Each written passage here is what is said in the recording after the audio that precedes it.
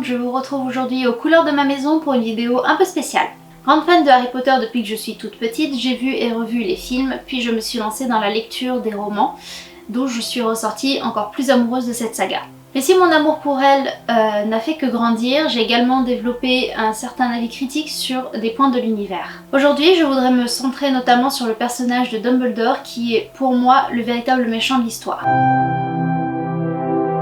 Alors, premièrement, Dumbledore laisse Harry se faire maltraiter par les Dursley durant toute son enfance. Même si on sait tous que Harry devait rester auprès de Pétunia pour sa propre sécurité, personne n'agit face à la négligence et au mépris quotidien dont fait preuve les Dursley par rapport à lui. Lupin, Maugret et Arthur Weasley ont en effet intervenu vis-à-vis des Dursley par rapport à Harry à partir du 3e ou 4e tome, je sais plus trop.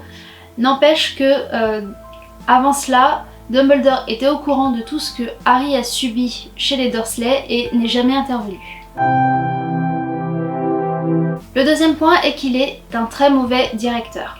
Il met en danger ses élèves et en favorise certains par rapport à d'autres. Il recrute également très mal ses professeurs, soit ils sont incompétents comme Gilderoy Lockhart, méchants avec les élèves comme Rogue, qui les persécute, ou carrément dangereux comme Quirrell ou Maugret Folleuil qui est, plutôt Barty Croughton Jr. déguisé en Maugret Folleuil. À la fin du deuxième tome et du deuxième film, il laisse d'ailleurs Gilderoy Lockhart partir à la rescousse de Ginny Weasley dans la chambre des secrets, sachant pertinemment qu'il n'en est pas capable. Il condamne donc pratiquement Ginny à la mort, sans intervenir, sans rien faire.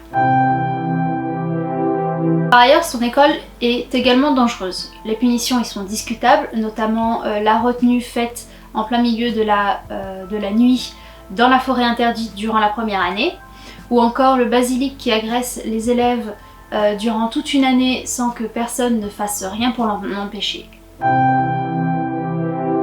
Durant le troisième tome, on apprend que Dumbledore dit à tout le monde que Sirius était le gardien du secret des Potter alors que c'était Petit Gros. Soit il devait le savoir et du coup il mentait à tout le monde, soit il ne le savait pas mais il aurait dû laisser le bénéfice du doute à Sirius en tant que parrain de Harry, meilleur ami de James mais également un membre important de l'Ordre du Phénix. Toujours dans le troisième tome et par rapport à Sirius, il aurait pu également témoigner en sa faveur étant donné qu'il explique à Ron et Harry et Hermione que le témoignage de 3 adolescents n'aurait pas suffi, mais je pense que celui de Dumbledore, le directeur de Poudlard, mais également un grand mage dans le monde des sorciers, aurait pu faire poids.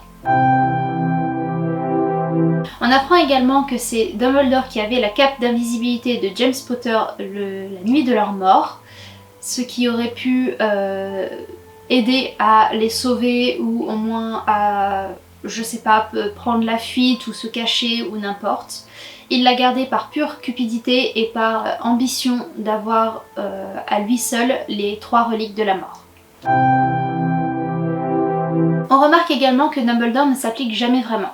Il donne un coup de main par-ci par-là, donne quelques infos de temps en temps au compte-gouttes quand ça l'arrange, mais au final les autres font le plus gros du travail, c'est eux qui se sacrifient, généralement en plus pour le protéger ou pour prendre sa défense. Mais lui ne s'implique jamais vraiment dans les combats, hormis dans le 5 où il n'a vraiment pas le choix. Mais c'est vraiment le seul moment où il prend part à la cause qu'il défend et qu'il dirige. Toujours dans le 5e tome, il fait confiance à Mundungus Fletcher pour assurer la protection de Harry durant l'été, chose qu'il ne fait pas bien parce que ça mène Harry à devoir se protéger des détraqueurs et à utiliser le sort du Patronus pour se protéger et pour protéger son cousin Dudley, mais du coup à utiliser la magie en dehors de l'école et devant un moldu, motif pour lequel il est renvoyé de l'école. Sachant que Dumbledore est considéré comme un fin stratège et toujours avec une longueur d'avance, cette décision semble quand même tout de même assez bizarre et n'est expliquée que par une volonté de l'autrice pour avoir un ressort scénaristique quelconque, mais ça pose donc assez problème vis-à-vis de la cohérence du personnage. Toujours dans le 5e tome et le 5e film, Dumbledore isole totalement Harry. Il refuse de lui adresser la parole, il refuse même de le regarder et interdit à Ron et à Hermione de communiquer avec lui durant tout l'été, isolant totalement Harry chez les Dursley sans aucune nouvelle de personne. Cela est d'ailleurs contradictoire avec sa vision des choses, étant donné qu'il explique que la différence entre Harry et Voldemort réside dans le fait qu'il est entouré d'amour, contrairement à Voldemort qui est seul et incapable d'aimer. Toujours dans ce 5e tome, décidément c'est pour moi là où Dumbledore est le pire, il nomme Drago comme préfet, sachant pertinemment que Drago ne mérite pas autant de responsabilités et de pouvoir car il en abuse. On sait également que c'est Rogue qui a demandé à Albus de cacher les Potter afin de les protéger de Voldemort. Et Dumbledore utilise cette protection pour faire chanter Rogue et le faire amener du côté, de son côté à lui. Le sort des Potter ne semble donc pas être sa priorité ou même tout simplement il ne s'en préoccupe apparemment pas. Il l'utilise simplement sans scrupule pour pouvoir faire chanter Rogue et acheter sa loyauté. Ensuite, et c'est pour moi le plus gros problème que pose Dumbledore, c'est qu'il élève Harry en sachant pertinemment qu'il va mourir. S'il a toujours un air bienveillant durant au moins les premières années avec Harry, cela ne l'empêche pas de ne jamais lui dire toute la vérité. Alors oui, en effet, il n'est pas totalement sûr de ses soupçons vis-à-vis de Harry étant le Horcrux de Voldemort, mais n'empêche qu'à un moment donné, il finit par en être sûr et il ne lui dit toujours rien.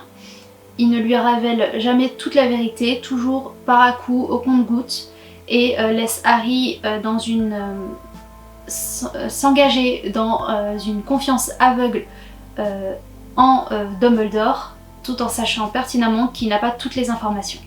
Dumbledore donne donc à Harry l'espoir de l'emporter sur Voldemort et d'en sortir vivant, alors qu'il sait pertinemment que ce n'est pas possible.